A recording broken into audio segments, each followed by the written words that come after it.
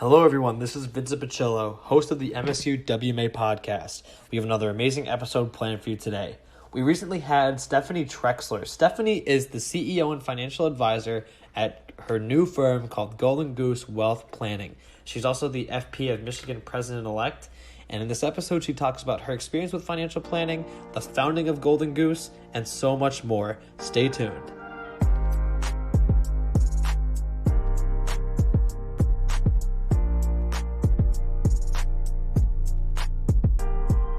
Welcome back, everyone, to another episode of the msuwma podcast. I'm here with Stephanie Trexler. Stephanie, thank you so much for being on.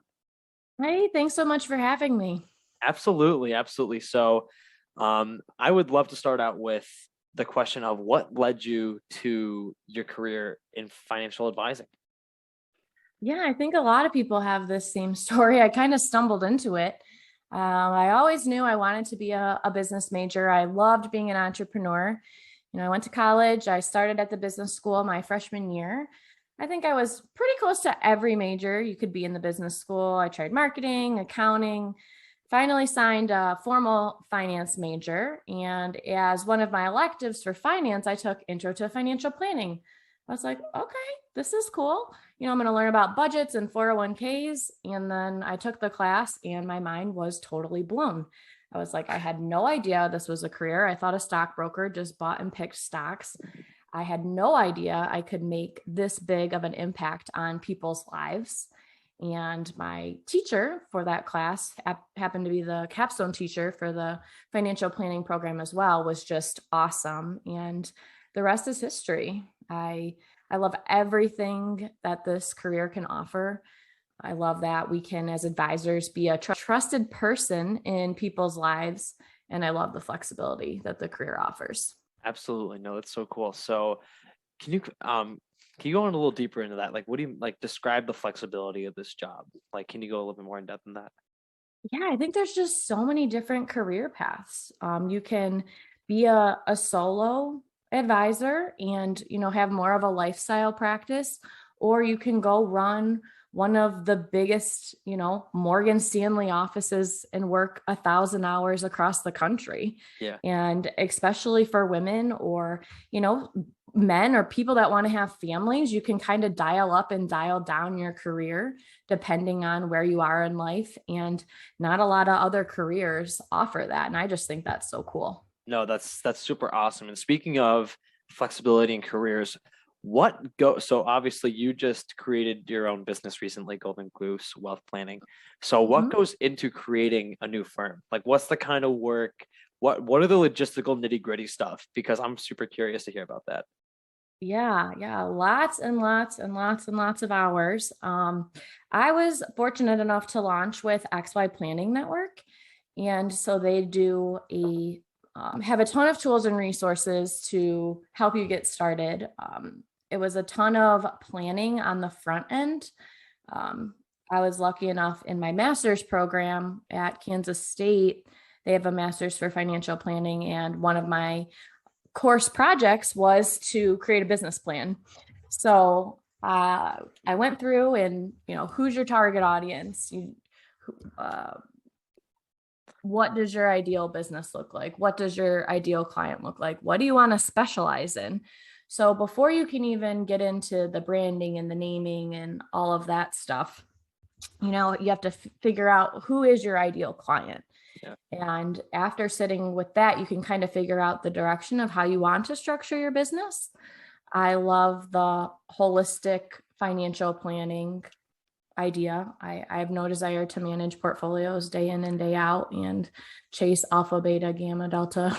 That's not my thing at all. I want to help people save for the future and be financially secure. And XY, I love being part of a community. And so XY did a great job at, offering support, coaching. They helped with my all the compliance documents, getting your ADV set up, getting registered with your state and everything like that. So, that's the gist of it. Cool. So XY essentially helped you do a lot of the logistical stuff that a lot of people would have to go through if they were to just do it on their own, right? Is that kind of accurate? Right. Yeah. So Okay. XY, I should rephrase it. It lays the framework, and then it's up to you to kind of pick the pieces, put the pieces together and move along through the process. No, that's super, super cool. Okay, that's sweet. So in that regard, so you said that you don't like doing a lot of the like it sounds like the analytical stuff, like when you said like the alpha, Mhm. beta, gamma, stuff like that. So Yeah. so do you view yourself then more as a planner or a coach or both, or what do you think? Definitely a planner. Okay. I like to be involved in not only their financial picture, but their, entire lives. Yeah. When clients are starting a family, entering retirement, how can you provide sound financial advice if you don't know everything that's going on or what your Right. future plans are or what your dreams are? I'm a huge believer, and it's one of my core values of my firm. If you can dream it, you can do it. I think we watched too many clients, and our grandparents' generation, they worked for retirement and didn't live in the meantime. And so one of my big things around my firm is how can we help you achieve your dreams along the way while saving for retirement? Because in reality, retirement isn't promised, Hmm. right? And That's right. so, Sweet. No, that's yeah. super, super cool. Describe a day in your life. What does a typical day look like? What are the ins and outs? What's your schedule like? Yeah, no 2 days are the same. Owning your own firm, you wear every hat. So you're the director of marketing, you're the director of new business, you're the director of compliance, you're the head chief investment officer. Plus, you get to meet with clients. So I do a lot of time blocking and, have my compliance time. I say, okay, this is how much I want to put toward marketing, spend on social media, getting going. And the launch back in January, it was a lot of just back to back to back meetings and being in front of people. Yeah. Launching a firm during a pandemic had its own challenges. So I felt like I was on the computer all day long, just, networking, connecting with people, and trying to be present on social media. Yeah, absolutely. So what do you think is kind of your strategy to get more clients in that regard? Yeah, what does that look like?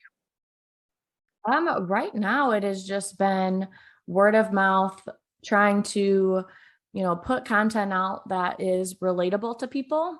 Um, I will be honest, writing is not how I want to do things. So Mhm. I like to be out about in the community, just continue to have a presence on social media. Yeah, And so, the old school like drip marketing where they don't need you today, but once a life event happens, be the person that you think of.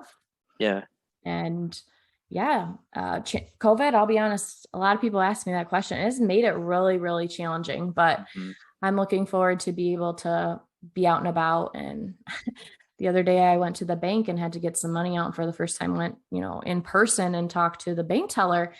And she was like, "Oh, are you going back to work?" I was like, "Oh, well, I'm my own boss." Like, kind of made a little joke about it. I don't have to go back to the office. She's Right. like, "Oh, what do you do?" And I was like, "Oh, I'm a financial advisor." She's like, "Really?" I was like, "Yeah, I own my own firm." She's like, "I'm looking for a new financial advisor." So just Gotcha. doing things like that and being out and like people are my thing. And Nice. once we can finally get over this COVID hump and we can be back out and about, I'm hoping to, marketing kind of will take care of itself a little bit more. No, that's great. That's really, really cool. Now, on a lot of past episodes, I'm kind of sidetracking a little bit, but on a lot of past episodes, Mm-hmm. we've had people who've owned their own kind of individual firm. Mm-hmm.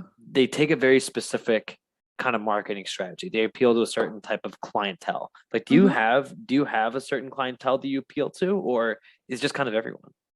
Mm-hmm. I think everybody jokes when you launch your firm, you'll take about just about anything that Yeah. meets your bare Yeah, minimum yeah, sure. requirements. Yeah. No, but I really enjoy working with, the Henrys, the people that are in that transitional stage of life where, they have that high income, maybe they've started their families, but they don't know how to save and what they need to be doing for retirement. I've also always just really gravitated toward, those widows that, their husbands were always in charge of the finances, and then they are, all of a sudden left one day to pick up the pieces. Yeah, yeah, yeah, Um, yeah. Traditionally, a lot of advisors don't have the patience to want to sit on the phone and do the transfers. And I love helping and I love working with those kind of people. I get to kind of play that role of I'm a caregiver by by nature, that caregiver personality, while also being able to give financial advice and coach them along. Definitely. That's super, super cool. So kind of going off that, what are some of the strategies or the ways that you best communicate with your clients to prepare them for a stable financial future? Yeah. Well, I've learned first knowing your client and how they learn best. Yeah. Some clients want the full market update. And I've also, sat in meetings and watched clients' eyes glaze over because they don't care they just want to know, am I good? Yeah. And so I really try to be cautious on knowing my audience and adapting to the situation. Is this client visual? Do they just want to see my face the entire time on Zoom, or do they want to walk through the charts? Do they want to walk through this part of the financial plan? Right. Okay, they saw the financial plan. Do they want to see the cash flow numbers and the numbers in Monte Carlo that support that? Yeah. So I think first figuring out your client's personality and how they learn best is key. And then I've made it a promise to myself that I refuse to talk at my clients. Kind of like I noted before, I really want to always have it be a conversation. Yeah. I try to be really cautious and probably maybe sometimes overly cautious about, does that make sense? What do you think? What is your opinion on that? Like really constantly checking in with the client, because I don't want to have to hunt down clients to schedule meetings. I want them to look forward and it feel like you're, connecting with an old friend.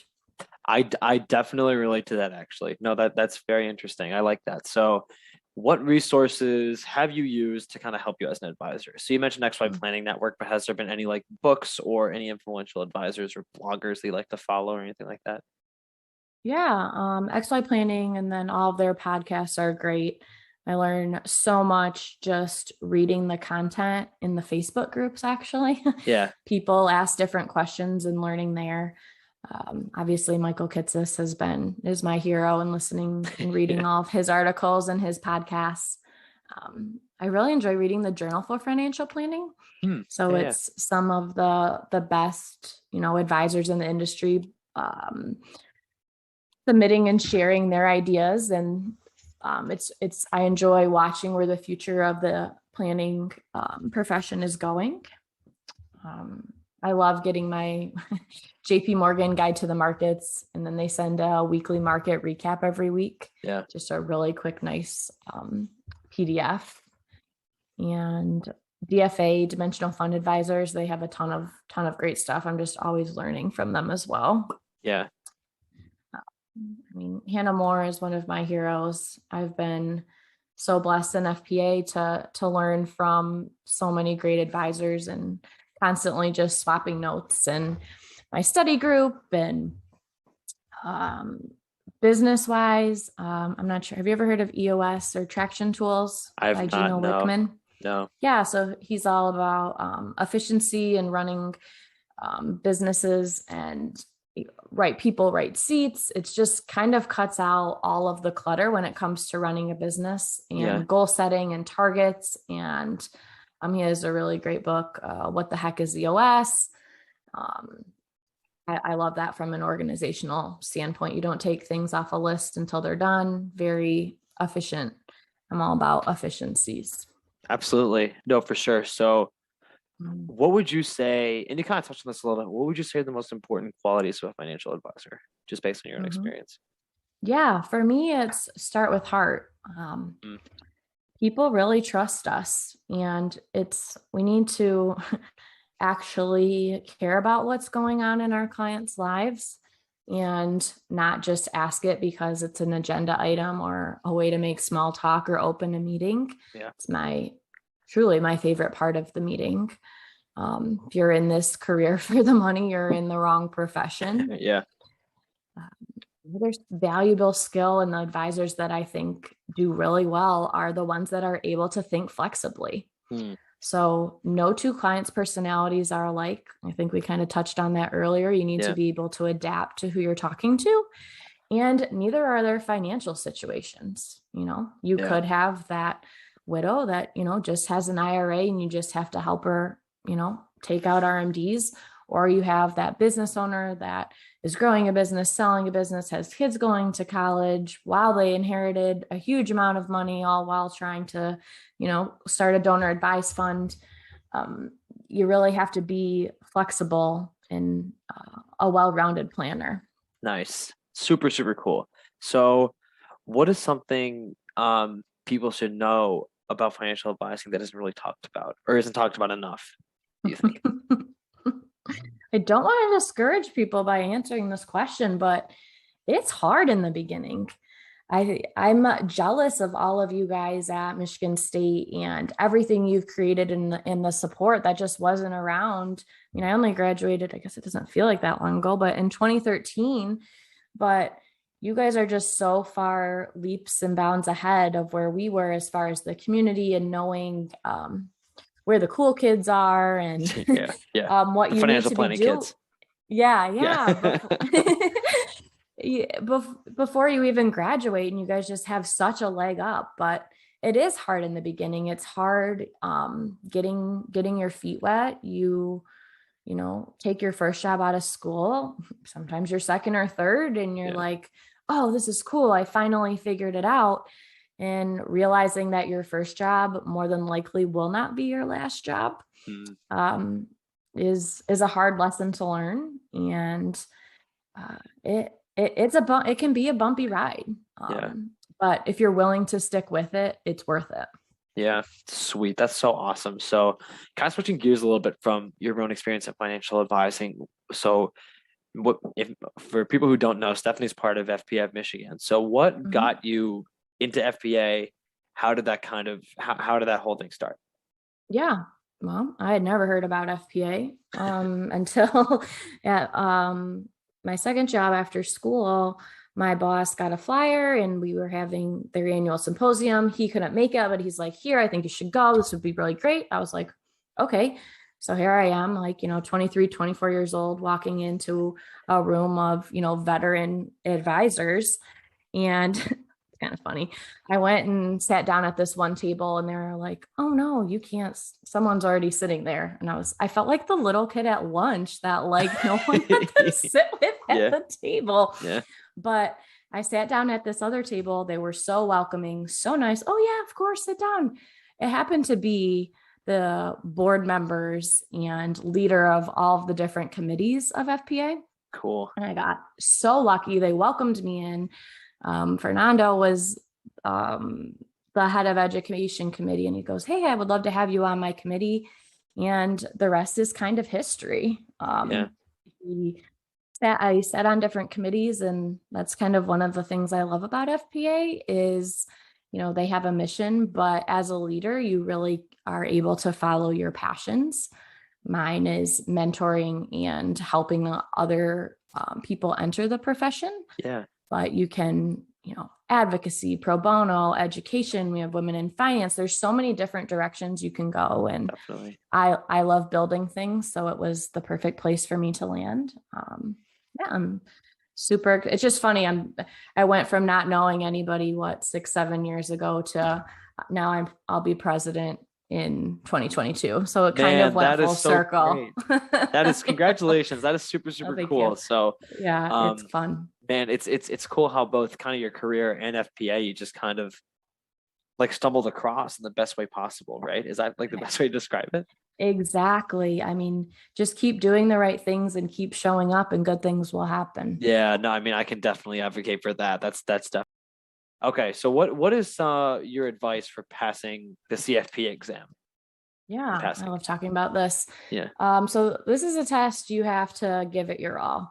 It's the no excuses test. It's the, okay, if I'm going to take it in November, that means I start studying in July every day. No BS.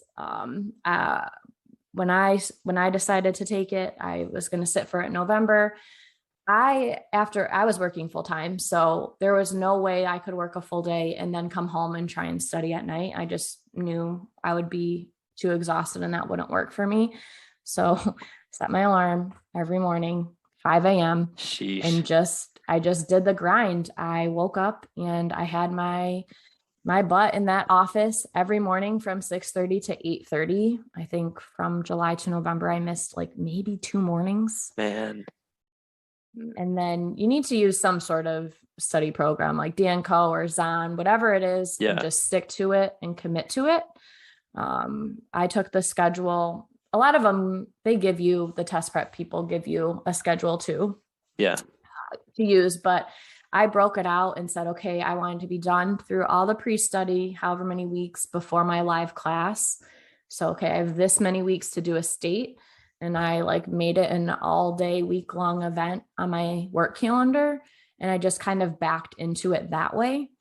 And so if I woke up every morning and was disciplined, I still could go to dinner with my friends on a Friday as long as I was caught up on my studying. And that made it a little bit more bearable. Yeah.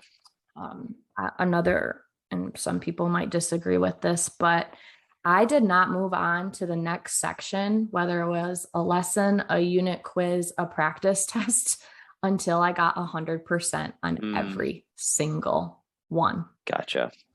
And I don't think a lot of people do that. I think they, reread their answers and move on to the next thing. Right. And I just did not move forward, even if it meant going over a section 2 or 3 days until I knew it inside and out. Yeah. And I think that really can be a game changer. I also, while I was studying, created what I call a brain dump sheet. So every time I sat down to study, I took an 8.5 by 11 and just wrote out like the rules, the principles, and all of, the short little acronyms for that, so that I was practicing it every time I wrote it down. But when you get into that test, I was so nervous. I couldn't even eat breakfast. I was like literally crying in my kitchen. I'm like, this is the hardest thing I've ever done. And so you start to question yourself. And when I got into the test, I had written that brain dump over, how many times I had written it? Hundreds of times. Yeah.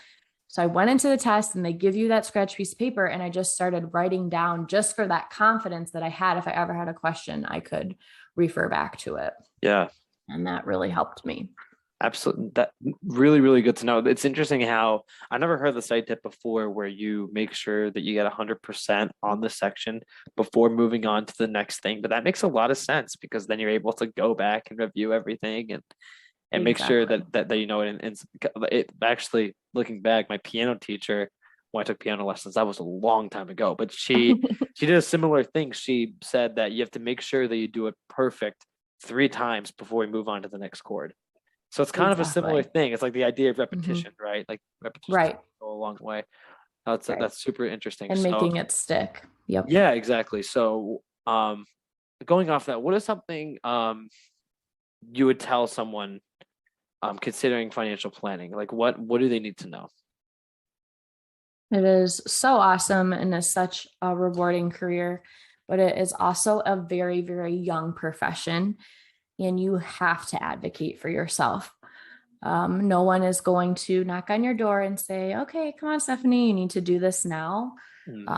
Many of the veteran advisors that have been around for 30, 40 years, started out as insurance sales or as stockbrokers or CPAs and have turned into financial planners. Right. And it's not their fault, but they don't know how to train this next generation. And I think that's something that us as this next generation, you have to advocate for yourself. If you see something, you need to ask and get involved in the profession and meet as many people as you can. Yeah. Financial advisors love talking about themselves. That's just how their personality is. Yeah. So ask their story, ask them for coffee, find a mentor. FPA has a great mentorship program for anyone looking for a mentor. job shadow as many advisors as you can. Yeah. Ask. A lot of the big RIAs do not publicly post their job postings. Okay.